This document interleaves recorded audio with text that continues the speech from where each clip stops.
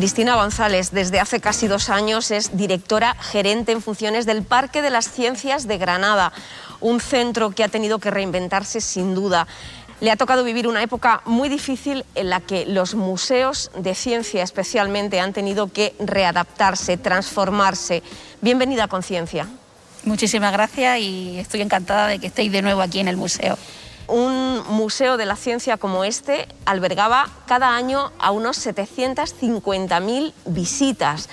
En 2020 esa cifra bajó drásticamente hasta las 250.000. En marzo llega el confinamiento y todo cambia.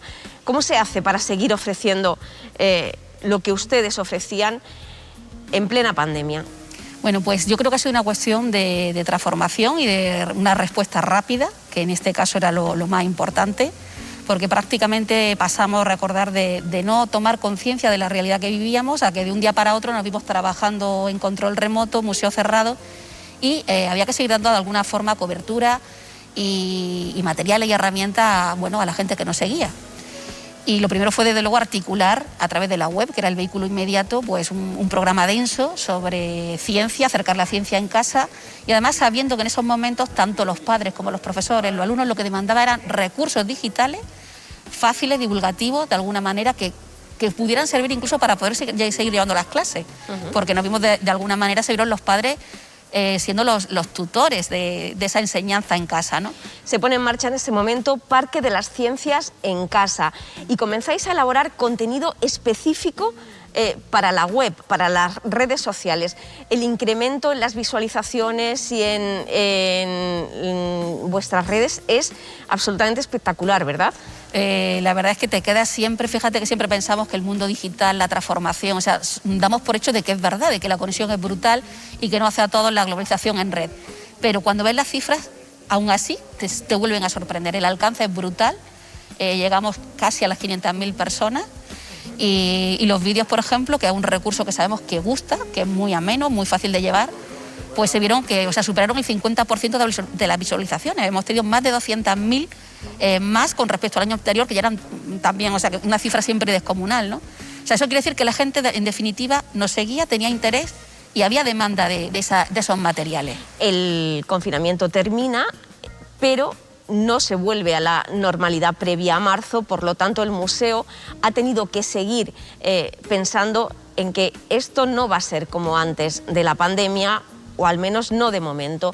¿Cómo ha cambiado? Ya sí se puede entrar al Parque de las Ciencias, pero ¿qué ha tenido que seguir pensándose para dar el servicio que se estaba dando? A ver, en un primer momento creo que la clave de todos los museos, centros culturales, de ciencia, en fin, cualquier tipo de instalación cultural, lo que buscaba la gente era tener la seguridad de que ofrecía seguridad para visitarla, ¿no? Un museo como este, interactivo, además necesitas tener pues cierto sosiego, cierta tranquilidad para disfrutarlo y además que te apetezca interactuar y aprender, ¿no? Prestarte a ese juego.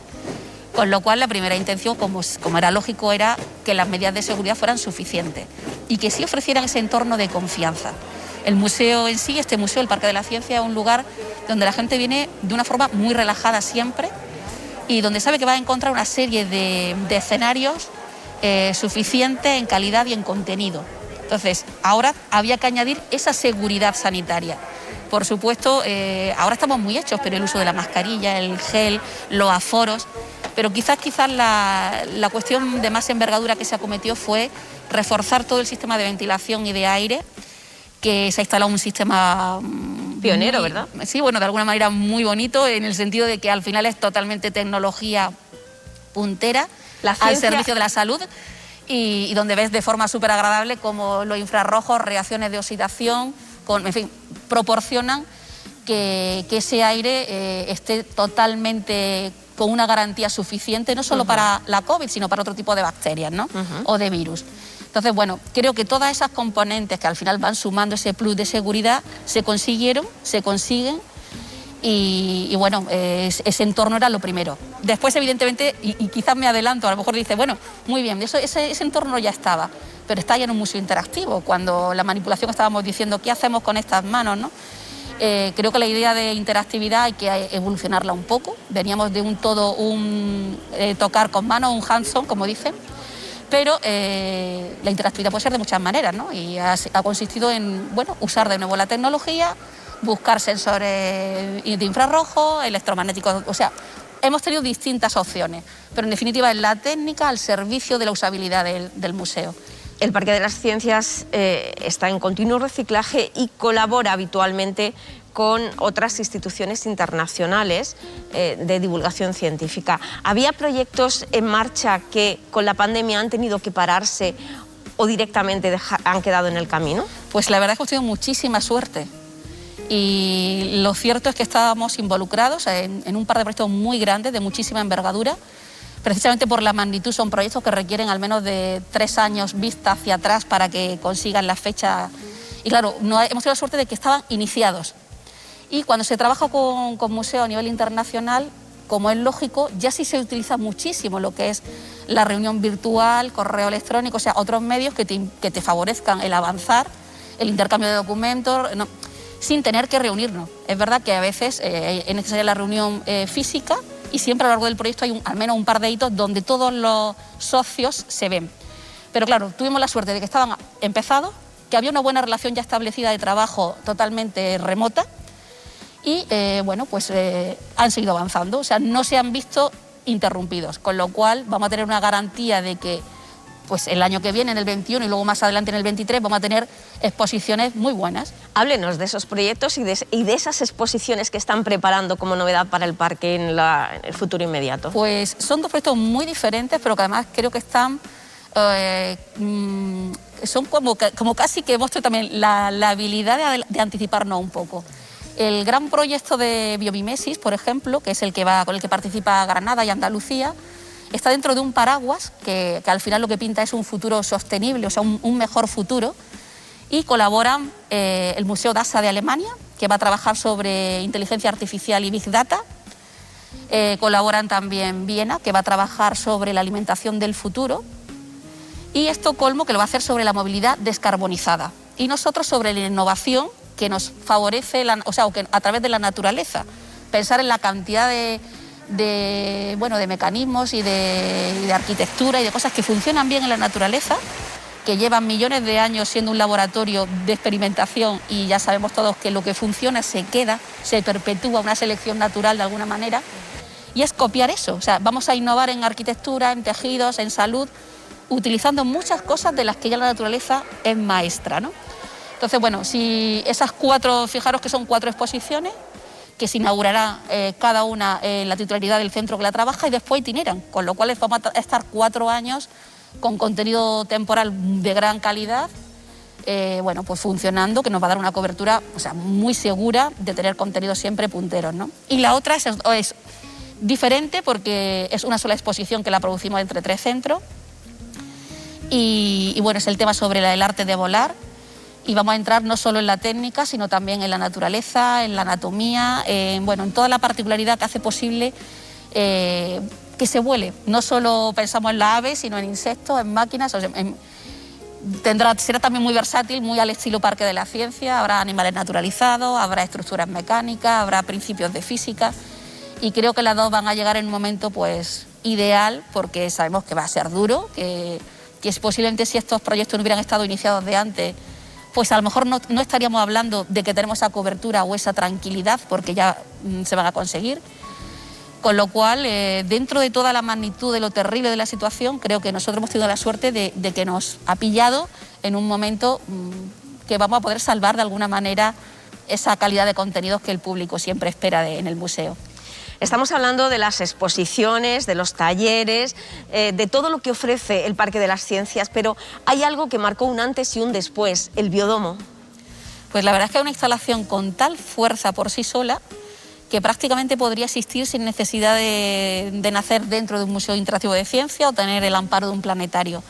La gente demanda este tipo de instalaciones, les gusta conocer pues esa franja además peligrosa, porque es la de mayor diversidad, toda la zona tropical de nuestro planeta, mayor diversidad, pero a su vez mayor territorio absolutamente devastado y en condiciones que hacen que la diversidad peligre. Y tengo que deciros que incluso durante a la reapertura del museo tras el confinamiento, había muchos visitantes que nos reconocían que el biodomo era su lugar de esparcimiento, de refugio verde, de naturaleza, y venían por el biodomo. El biodomo, además, pensar que es una instalación que, claro, necesita de las especies animales y vegetales, están vivas, como es lógico, y no han cerrado, hemos cerrado al público, pero sus rutinas de alimentación, de cuidados, ha sido un espacio muy mimado, lo es como tiene que ser, y entonces, bueno, pues siempre ha estado perfecto. En el momento de reabrir, pues no necesitaba ninguna adaptación más que recibir a los visitantes. Un referente nacional, sin duda, en este tipo de instalaciones, el biodomo. La suerte que tenemos ahora mismo es que sí, bueno, incluso anecdóticamente muchos de nuestros colegas bromean con la cantidad de especies que han nacido aquí en Granada y en Andalucía, y es el mejor factor, el mejor indicador del bienestar animal. Y ciertamente especies que hemos acogido aquí, o programas de recuperación, incluso usted ha hablado de la tortuga de Madagascar, o sea, hay algunas concretas que era imposible, que nadie lo había conseguido, y aquí se ha producido el milagro de la reproducción. Entonces, bueno, sí es un indicador biológico maravilloso y nos pone en un nivel muy alto europeo, con lo cual es una instalación que verdaderamente solo está dando alegrías a Andalucía. El Parque de las Ciencias, la apuesta de divulgación más importante en Andalucía en el último siglo, pasa por una importante transición en este momento. Hemos hablado de la transición tecnológica, a la que se ha adaptado muy bien en una época muy difícil. También, desde el punto de vista de la gestión, está a punto de ser nombrado o nombrada un nuevo director gerente o directora gerente, puesto al que usted también aspira. Lo ha hecho en los 2 últimos años, por lo tanto conoce mejor que nadie cuál es la circunstancia del Parque de las Ciencias y los retos a los que habrá de enfrentarse ese nuevo director o directora. ¿Cuál es el principal reto? Yo creo que ahora mismo el gran reto sería conseguir terminar de hacer esa transición correctamente para ganar estabilidad. Si no hay estabilidad, no hay crecimiento, no hay maduración, no hay evolución, y es absolutamente necesaria contar con la tranquilidad y el equipo en condiciones ideales para seguir trabajando como lo hemos hecho hasta ahora. Entonces, es verdad que las crisis te generan mucha ambigüedad, mucha incertidumbre, pero por otro lado siempre son momentos buenos para crecer, para innovar, para evolucionar, y yo creo que ahí la habilidad es saber pilotar o llevar la nave a ese final. No va a ser fácil, pero creo que el final debe ser consolidar estabilidad y seguir trabajando en la línea que siempre hemos hecho, una evolución continua. Pues mucha suerte, estamos convencidos de que, igual que se ha adaptado, ha sobrevivido y además se ha afianzado su prestigio, el Parque de las Ciencias seguirá en ese camino. Gracias, Cristina González. Gracias a vosotros, es totalmente necesario que exista un programa de divulgación pública como vosotros y que además resista. De alguna manera somos colegas en eso, la resistencia aquí va a ser un valor al alza. Somos aliados en la divulgación. Somos aliados, y ya sabéis que a nosotros nos gusta llamarnos Museo Ornitorrinco por esa capacidad adaptativa y de supervivencia, que creo que es lo que hay ahora mismo que luchar.